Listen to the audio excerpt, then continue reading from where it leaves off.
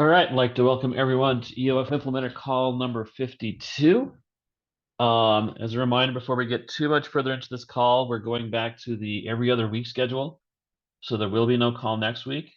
There will be a call in 2 weeks, and I may be on a family vacation that week. So someone else will need to run it. I'll try and keep my notes available. I might be able to make it. I can't make promises. So that's Wednesday morning. I won't be able to make it. Okay. So in 2 weeks, I won't be available, but I think there's going to be enough people that it's still worth it having it. There's a lot of progress being made right now. Um, Agenda for today: client updates, compiler updates, spec updates, testing updates, and other items. And there was a couple of late things that came into the uh, agenda. We'll discuss EVM T8N in testing and finalize some of the EOF create stuff. So client updates. I'll start with Besu. Just keeping up with the state tests, making sure that we're up to date, and when we see differences, fixing them. There hasn't been any notable change this week. Still trying to get most of the reference tests in. EVM1.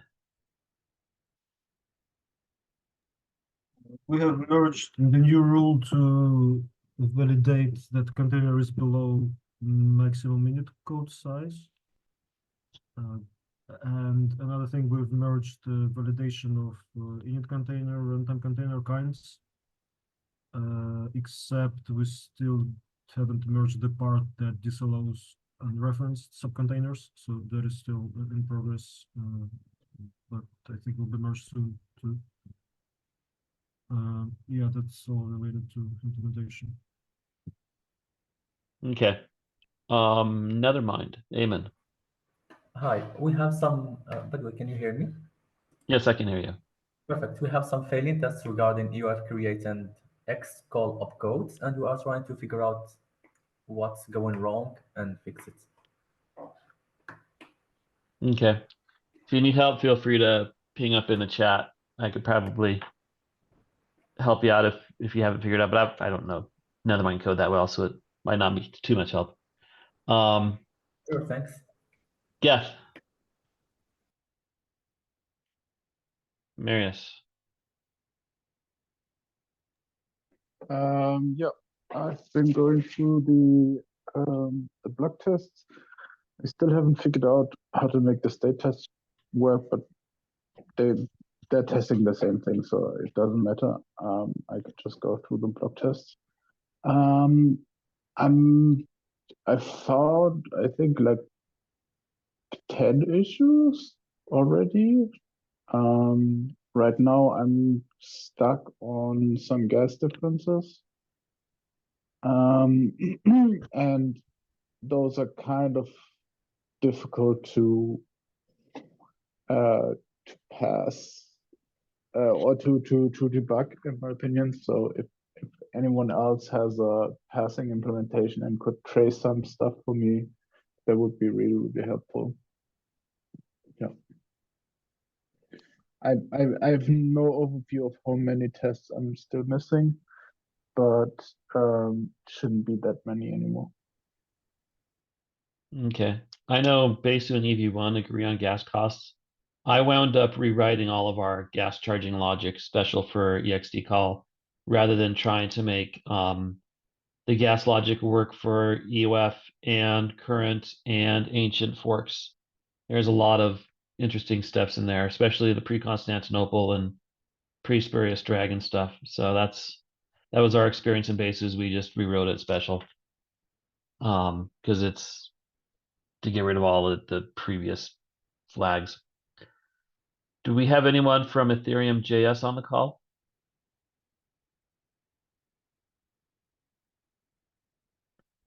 How about Reth or Aragon?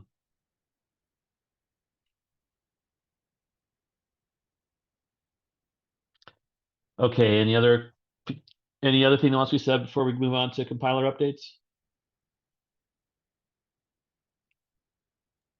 Cool. Guru here from the yield side. So just wanted to give an update. We just started implementing the EOF EIPs. We are just like halfway through, and I'd imagine we'd be like we'd have a full implementation in a week or 2 weeks. Is what we are targeting. Okay. I'm sorry, what client were you from? I missed that part. Sorry, yields from the yields team. Eels. Okay. Mhm. Great. Yeah, eels will be important for testing because that's basically the reference implementation. So yeah, again, if you got any questions, just feel free to pop them up in the chat. Sure. Thank you. I need to add eels to my list. Okay. Any compiler updates? I don't see Viper here. I don't see Charles. And I don't see anyone from Solidity. We are going to be revisiting one of Solidity's requests in the spec updates, though. Any compiler, last call for compiler stuff? Great. So for spec updates, 3 things on the agenda item. One is to revisit ext call return codes. One is to look into adjusting the Stack Overflow check and call F jump F. And one that should be easier is to finalize no shared containers between create and return contract. So the first one was the ext call return codes, and this is kind of harkening back to a few weeks ago when we had the Solidity team, and one of the issues was there's no good way to identify an EOA from a non-EOA account. And I think what we settled on was, well, we don't need it for AA. And I think a piece we were missing is one of the requirements from ERC 721. And this is for the safe transfer from. For the safe transfer from to work, the contract needs to be able to identify if it's calling a smart contract or if it's calling an EOA, even if it's a smart contract wallet. So yeah, I think this is a this is a use case that still persists past living in the future. And the point that was made in the linked form, the linked ETH Magician's comment, is we can't create a spec compliant ERC 721 NFT and EOF as long as this is the case. So if it's a smart contract, they have to do a callback to it. Otherwise, they can accept it. And the point of this is to make sure they don't send an NFT to smart contract. They can't also send the smart contract back. There's a check where you have to have a supported call and has to return a magic number for it to be valid. So, anyone have any comments on this or content before I go on to any proposed solutions?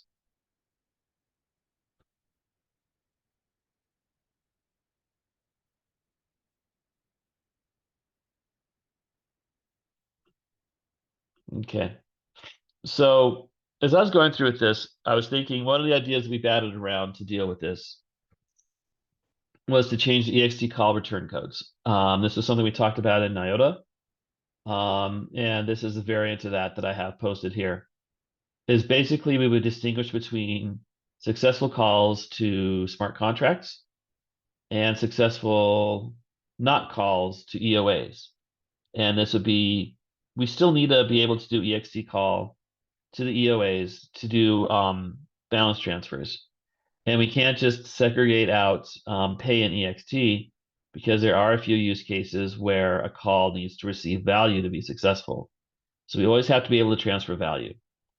So the thought was, rather than one success code, we would have multiple success codes, and we would spread them out so you could do a more simple check. If you only are concerned about a successful call, you can still do a 0. But if you just get concerned about success in general, it would cost you about 4 more opcodes, 3 or 4 more bytes. Is 0, and you might be a not in there, but it might cost you 3 more bytes to do a check to see if it's greater than 0. So it would hurt a little bit on the call overhead if you care about non-calls. But this way would provide an opportunity and a mechanism for ext call to figure out if it's calling contract or an EOA. So Anybody's thoughts, comments on this?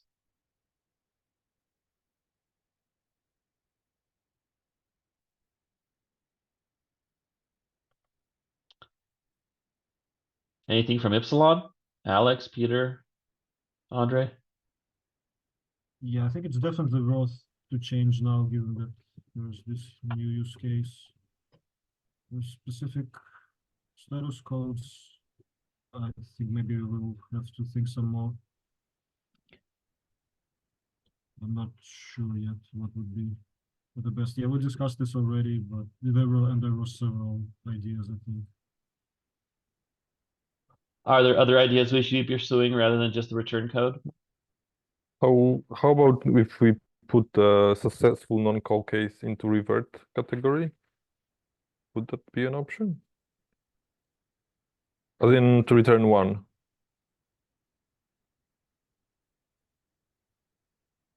Return 1 if it reverted, you mean? If it reverted, if it had the problems that there's this bunch of cases where it returns 1, and also for a successful non-call. The rationale is that they're somewhat similar. I mean, oh well, they are not similar because a value transfer might have happened. So no, I guess not. Right. And in that case, the value Right. transfer is what they're looking for. Yeah. Did it Okay. just do a Never value mind. transfer, or did a value transfer and call? Right. So that In doesn't the work. NFTs, they don't do value transfer.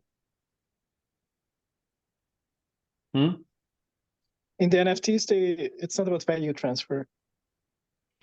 Right. But we still need to keep the case where EXT calls can do value transfer. And we need to be able to distinguish when those are successful.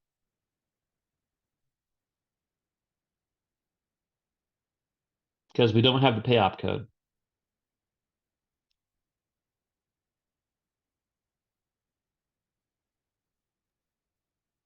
And if we put the successful non-call into the upper register, so to speak, so I don't know, 253.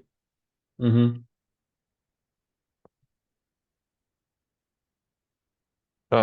Wait, that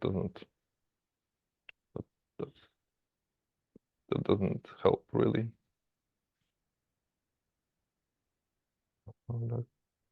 Yeah, because we're trying to create categories of where these broad marks are. So when you do a return test, you can do a simple comparison. Yeah. And -1 uint 256 creates a much larger set of bytes for the comparison. If you want to see if you reverted versus failed, because the other case is if we're going to give this information, we need to expect that some code's going to differentiate between failures and reverts, which is why I opted for a single byte of encoding rather than all 32 bytes of encoding, because that's going to be harder to efficiently store in it.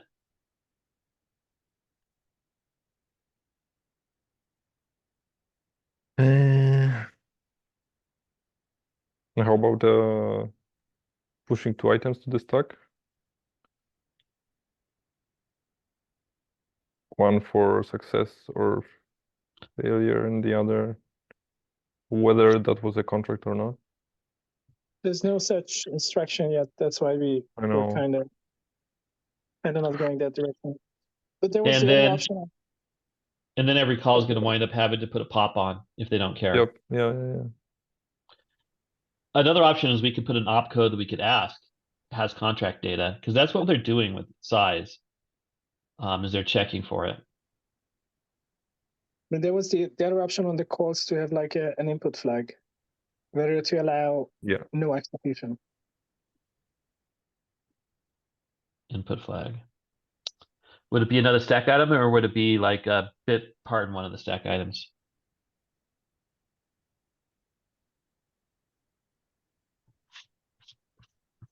I mean, good question. Because we Probably have the stack item. address, we have the value, and we have the 2 inputs for call. We don't have the value in static or delegate, because static and delegate might have the same issue.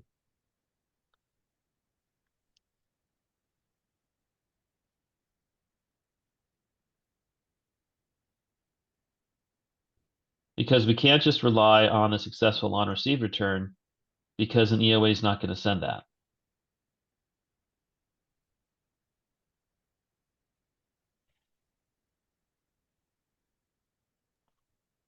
The one issue with the input flag, we also discussed it like a year ago.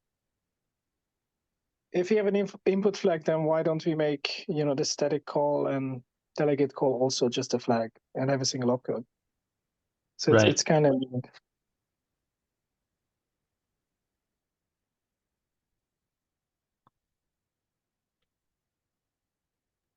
Yeah, but that would if be you, another useful flag.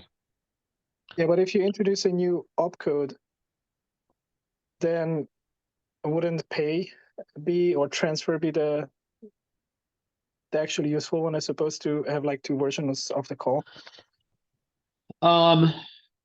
How would you distinguish calling the on receive to an EOA from a contract? If we allow pay, that still doesn't solve ERC 720's unique need to figure out am I transferring it to an EOA, unless we make them, you know, keep sending Satoshis across or ways or whatever they're called to the target.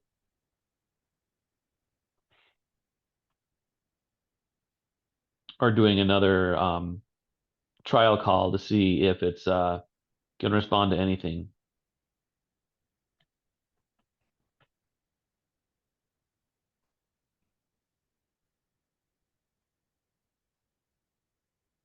Because I think this is like a legit case where pay doesn't really solve the problem.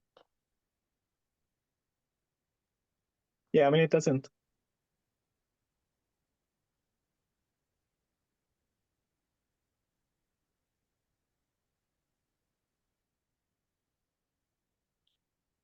One thing we might want to consider is bringing back ext code size with a change.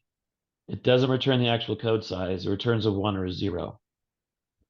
If the code size exists or if it doesn't exist. And that would actually solve 721's concern, because the actual encoded standard for if it has a smart contract is if the code size is greater than 0. But wouldn't that be rather like is EOA or has code? That's basically is EOA and has code is what it would be.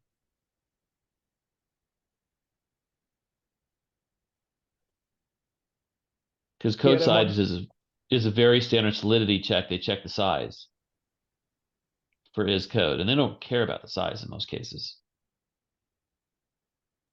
Well, then you could just call it, you know, is EOA or has code instead. Right. I mean, would that be a valid transfer case like what Randau replaced difficulty? Would that fall into that category?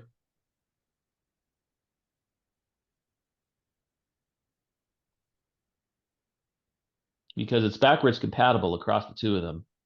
We're looking for a 0 or a non-zero value from a contract, so we could reuse the ext code size and rename it is EOA. No, is contract. So if it returns 1, then it is a contract. If it returns 0, then it's not a contract address. And that translates fine back to legacy, because any length of code is going to be greater than 0. And we would encourage implementers to test 0 and non-zero rather than 0 and 1, even though we're specified to return 1.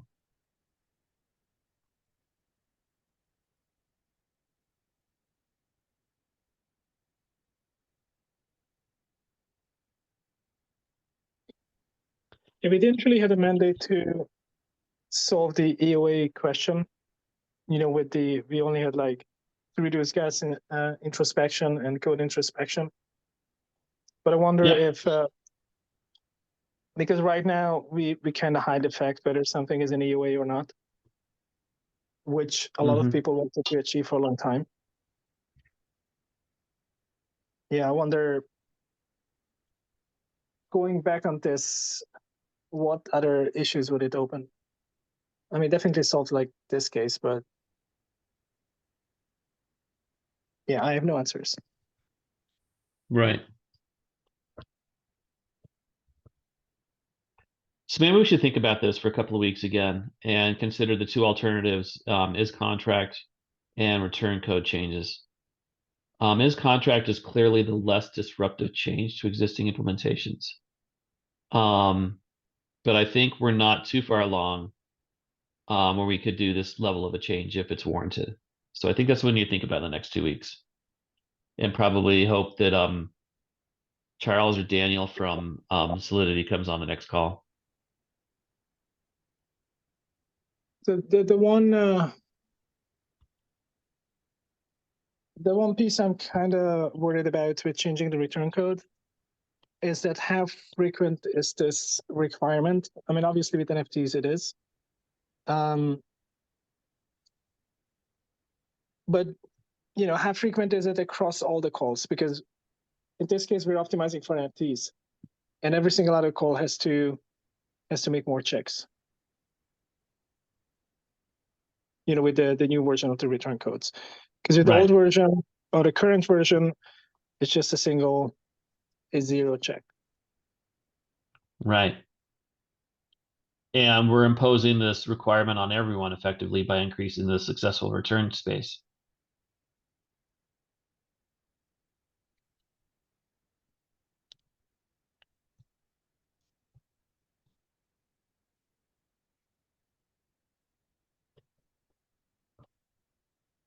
Yeah, Radek, I think going to be back next week, so maybe we could at least think about changing the Solidity, the compiler implementation to both cases, so we can see what is the overhead on some of these Right. contracts and benchmarking. That would be an excellent thing to look at. Yeah, absolutely. Because his contract is like zero overhead is the existing overhead. I think we only need to see what changing return codes would do to it. Okay.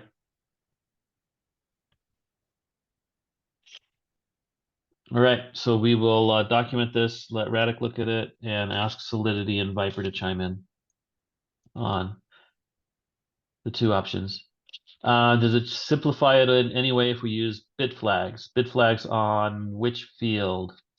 Like an immediate to the call, or is it an extra stack item? The return code. So that's kind of what we wind up doing here. The high bit would be failure. So that's why I coded greater than 127. The high bit signifies failure. The low bit signifies non-failure. I don't think bit twiddling is going to save us any opcodes, because we'll need to push 128, do an XOR, and do a 0. So it's already one worse to do bit twiddling. So doing an LT on 127 is probably an LT or GT on the barrier is probably more efficient than a bit field. But I don't know what other bits we'd want to encode. I mean, maybe we could encode the second bit's always going to be that the call was to a contract or non-contract, or we could do it 64 and have the next bit be the contract or non-contract flag, and then the remaining 6 are the status codes, and that still preserves the 127 feature. Something to think about, because we could go encode more useful bits and all sorts of things on these.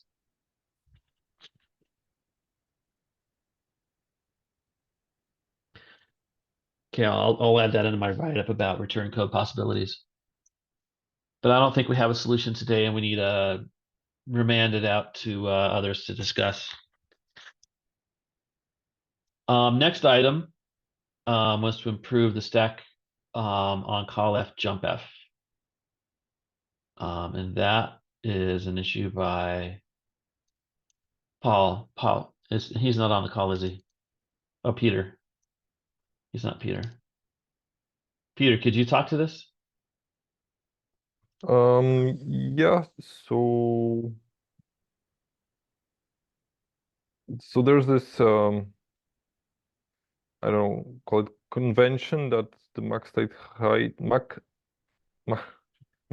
stack height in the header includes the inputs of a code section. And when you how it goes, when you calculate the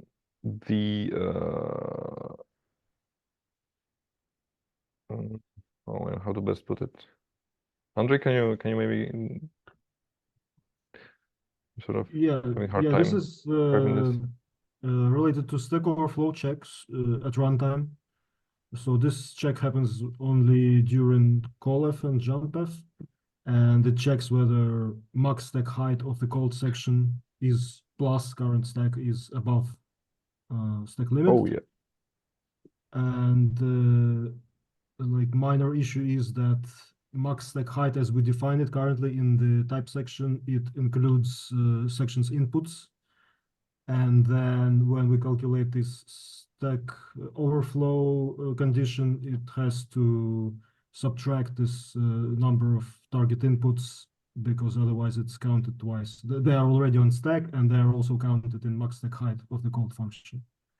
So the check is actually if current stack plus max stack height minus inputs is above the limit. And so this is clumsy, one reason, and like it requires the extra access to the header to get these inputs of the target section. So the proposal was just, yeah, to redefine max stack height to not include the target inputs. And yeah, this check is simplified. And maybe we should then rename this this field. It will be like not max stack height, but max stack growth or max stack increase. So that's Pavel's proposal, I guess. And yeah, I think it will maybe change many tests because like all the tests that have inputs and callf and jumpf. And this renaming, I'm not sure what are the what's the impact. It's just probably just renaming in the spec, but also I don't know all the variables and implementations. Okay. So everyone would need to rewrite some section of their code validation. It would impact just about every single piece of code that uses callf. And this is to get rid of an extra subtraction in a stack height check, right? Yeah.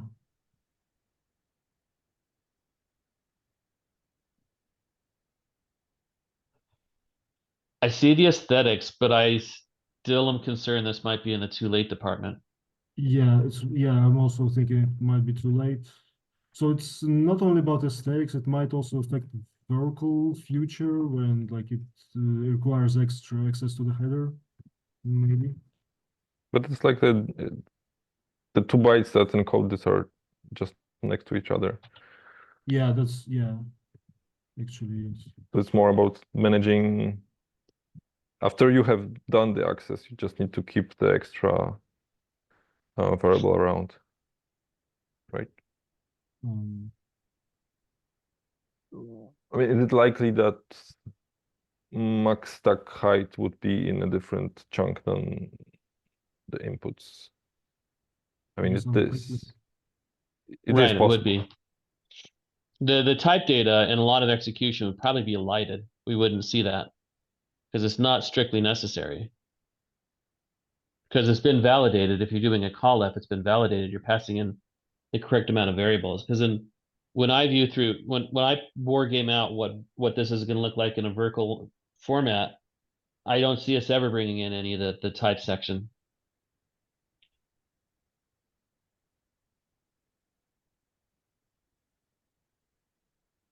I mean, I'm sure there's optimizations you can do if you have the entire code with you, but from a witness execution, it's been validated, so we just presume it's correct.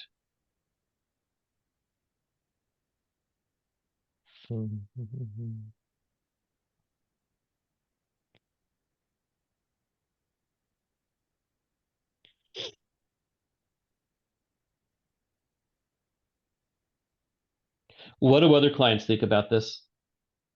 Another mind, Geth?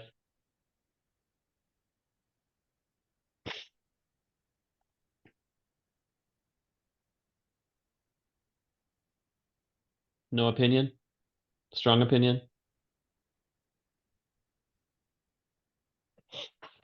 Eamon said in chat, feels too late. Because we're not losing the data. We're just having to do an extra subtraction.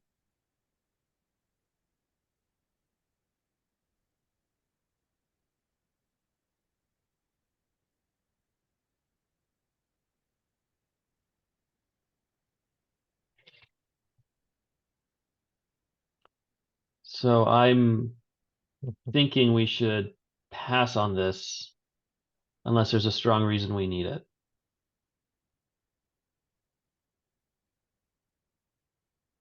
Any comments on that?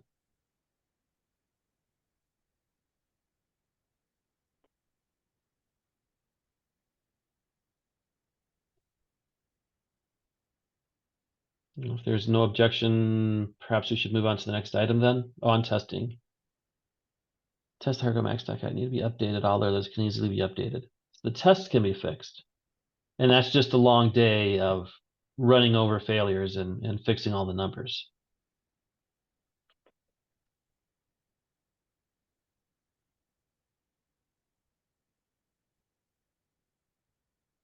But this wouldn't need to be done urgently, because I guess testing could just do the subtraction, right?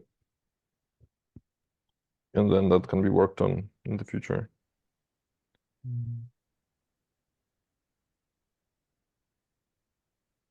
I would just change the test. It shouldn't be difficult to No, I mean, yeah, fix the test. It's only the tests that do call F and have inputs.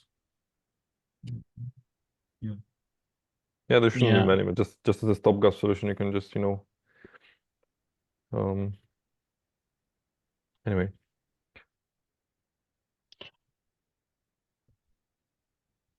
I'm concerned this is a lot of work for a change to drop in minus from validation.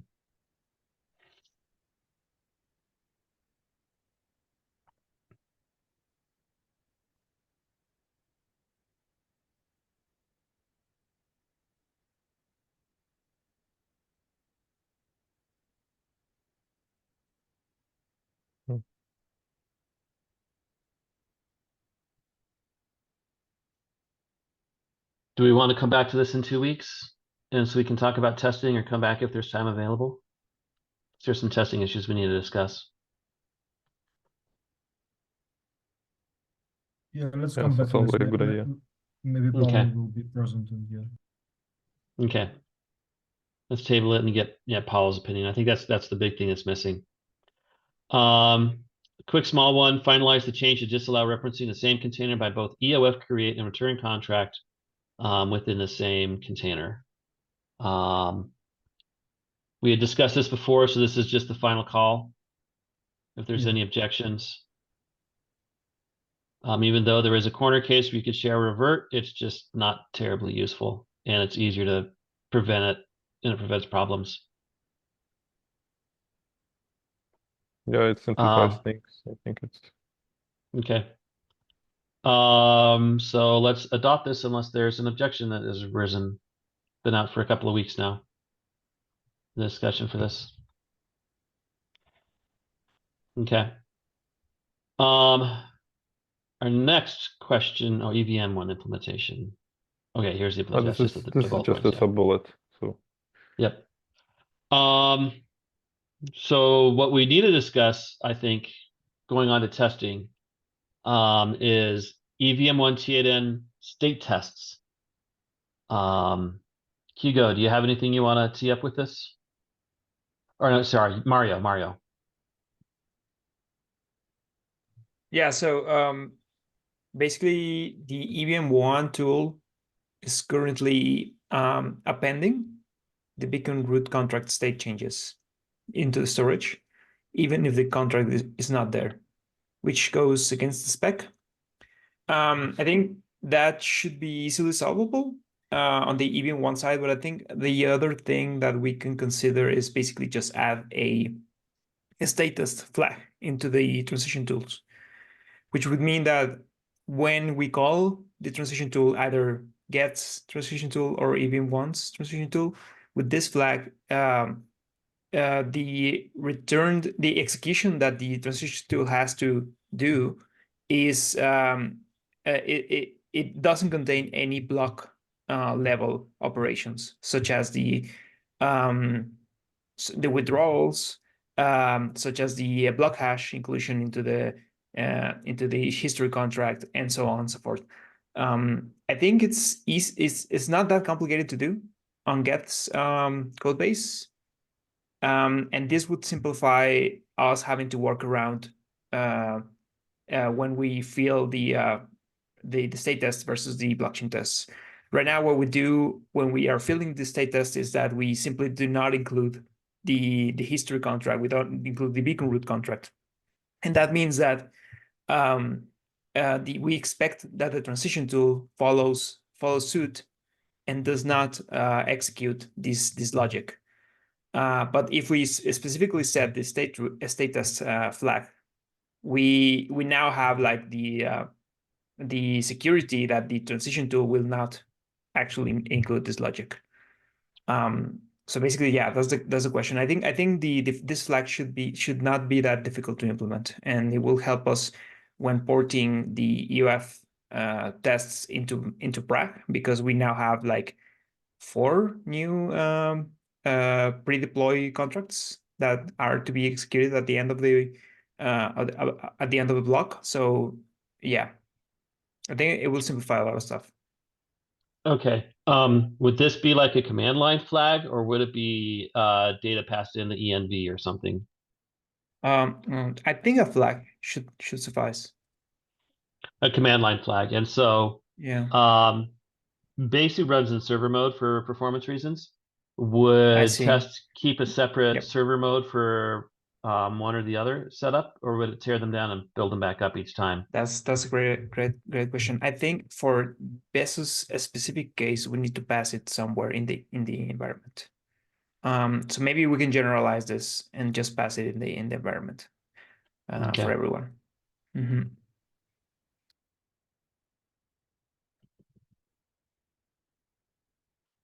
Okay, so that there's a flag, no block hash processing. If it's in, there's no block hash processing, no beacon root processing, no withdrawals, deposits, or consolidations to be considered in the transition tool. If it's present, we need to consider all of them. That's what it. Exactly. Mm-hmm. Okay.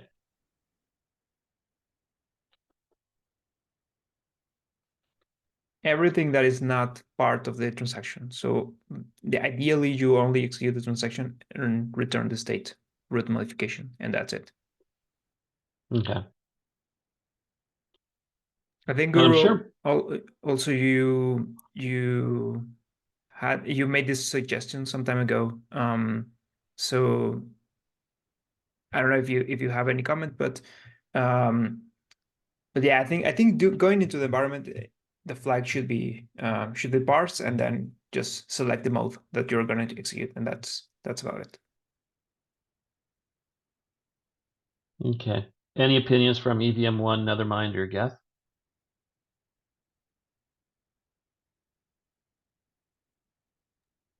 Yeah, I think it should be pretty easy to implement for us. Okay. Can you create an issue in EVM1, Mario? Yeah, definitely. I can also create the PR for Geth. But if I need help, I'll just ping someone from the Geth team. Okay. Eamon, Marius, what are your opinions on this?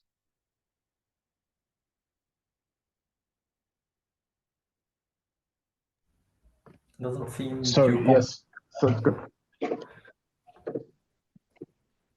Eamon, go ahead. I was saying it doesn't seem too complex to add, so we'll try to add it. Okay, Marius? Yep.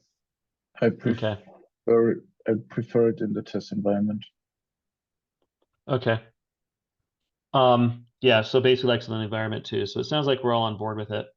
I'm not thinking it'll be too terribly difficult because of stuff like ETH Simulate. We always want to be able to execute transactions outside of the block context. So I'm hopeful that the client teams won't have too much difficulty implementing this. Okay. Any other testing updates from Mario now that we got the most critical issue out of the way? Not that many. I know there are a couple of PRs open. I was focusing on DevNet 1 EIPs yesterday and the day before that, but I will try to get to review the PRs today. Also, there was modification that was suggested by Andre about having the init code flag. This change, I have a PR for that. Basically, this change is whenever we call the EVM1 dash EOF parse tool, now we're passing also the init code flag if the container in the test specifies that it is an init code container. And also, when we generate the fixture, the EOF test fixture, it will also contain this flag in the JSON, in the generated JSON. So when you are consuming this test, and if you see inside of any of the vectors that the file contains, you see the init code field set to true, you should treat this the bytecode of the container, you should treat it as an EOF init code container. Yeah, that's basically the only change that clients need to be aware of when they consume these tests. Okay, and that kind opcode is going to be at the same level as the results, right? It's going to be code results kind. Is that the level it's at?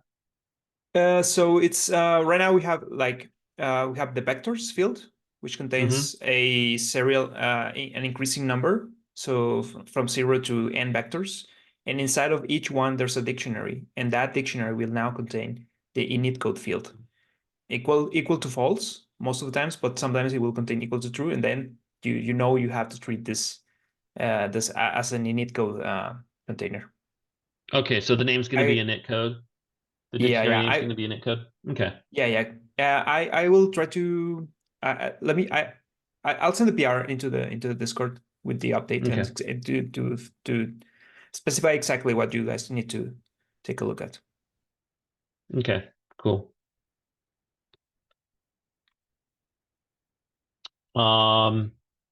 Anything else that is on the list?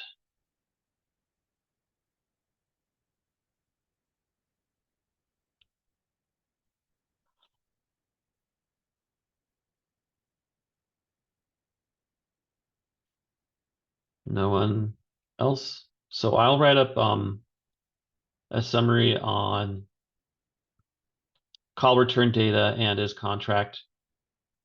I think we need to wait for Paul to advocate for CallF a little more articulately. And that'll be discussed in 2 weeks. And I think those are the only 2 open items other than the PR for other than the changes to TA10. Is there anything that we missed, or do we need to discuss the remaining 12 minutes?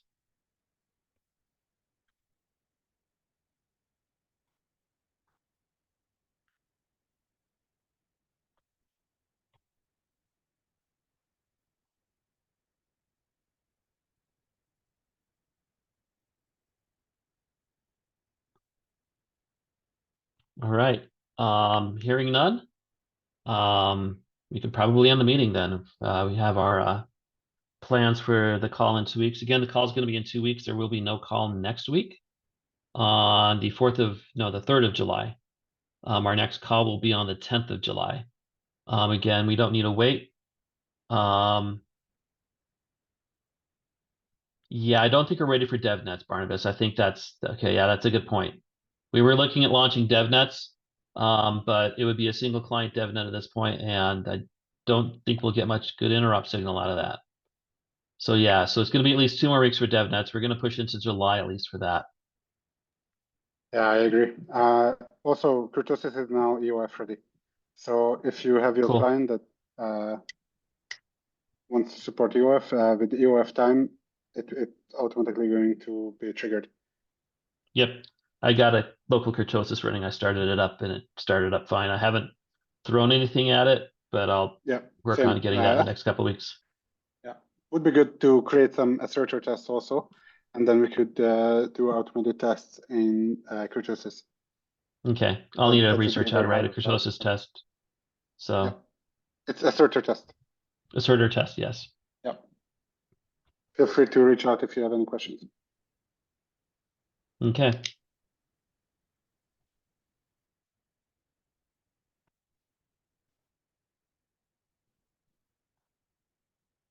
All right, last call. Thanks everyone for coming. I know it's summer and there's a lot of distractions, so don't forget to touch grass while it's green. And we'll see everyone in 2 weeks. Bye. See you. See you all. Thank you. Bye. Bye bye. Thank you. Bye.